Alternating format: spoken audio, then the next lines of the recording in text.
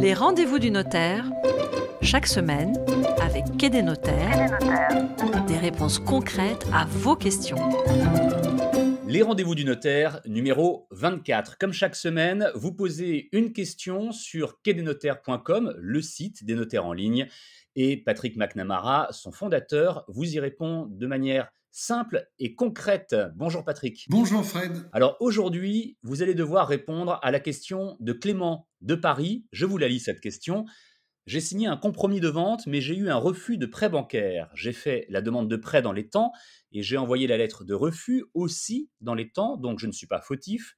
Mais le notaire refuse de me restituer la somme car il veut l'accord du vendeur. Mais le vendeur est parti à l'étranger, il n'est pas joignable et en plus, le bien a été vendu. Je voulais savoir si le notaire a le droit de garder mon dépôt de garantie. Commençons par définir ce qu'est un dépôt de garantie. Le dépôt de garantie, c'est une somme versée par le candidat acquéreur lors de la signature du compromis de vente et qui va servir de garantie pour le vendeur au cas où la vente ne se réaliserait pas du fait de l'acquéreur.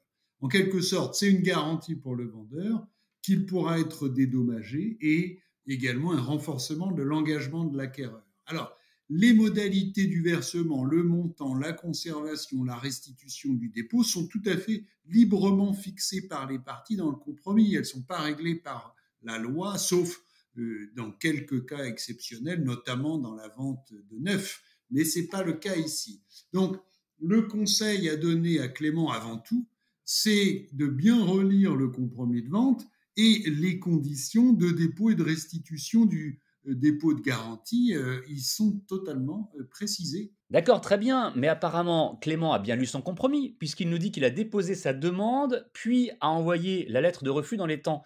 Donc d'après lui, il n'est pas fautif, Patrick. Effectivement, Clément nous dit avoir bien déposé sa demande de prêt et avoir bien envoyé sa lettre de refus dans les temps, mais attention, un compromis de vente, c'est un ensemble de déclarations et d'obligations souscrites par les parties. Le vendeur a accepté de vendre à l'acquéreur, notamment au regard des conditions de son financement, c'est-à-dire d'abord ses conditions de revenus et ensuite le montant et les conditions du prêt. C'est pas la même chose de vendre à un acquéreur qui va faire un prêt de 400 000 ou un acquéreur qui va faire un prêt de 200 000, vous comprenez.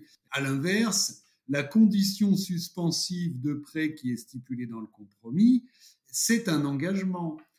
Donc, si l'acquéreur a un refus de prêt parce qu'il a fait une demande de prêt différente de celle qu'il avait déclarée dans le compromis, par exemple, si l'acquéreur, et Clément en l'occurrence, a fait une demande de prêt de 400 000 euros alors qu'il avait indiqué dans le compromis qu'il ferait une demande de prêt de 200 000 euros, eh bien le vendeur pourra contester la bonne foi de l'acquéreur, invoquer même la faute de l'acquéreur si la demande est différente de ses déclarations, et il pourra, ce vendeur, eh bien, s'opposer à la restitution du dépôt de garantie et au contraire exiger le versement de ce dépôt au titre de la clause pénale, autrement dit, recevoir des pénalités dans ce cas. C'est une information très importante et si je comprends bien, vous répondez donc oui à la question de Clément qui était, je le rappelle, le notaire a-t-il le droit de conserver mon dépôt de garantie? Tout à fait, le notaire ou l'agent immobilier, le cas serait le même dans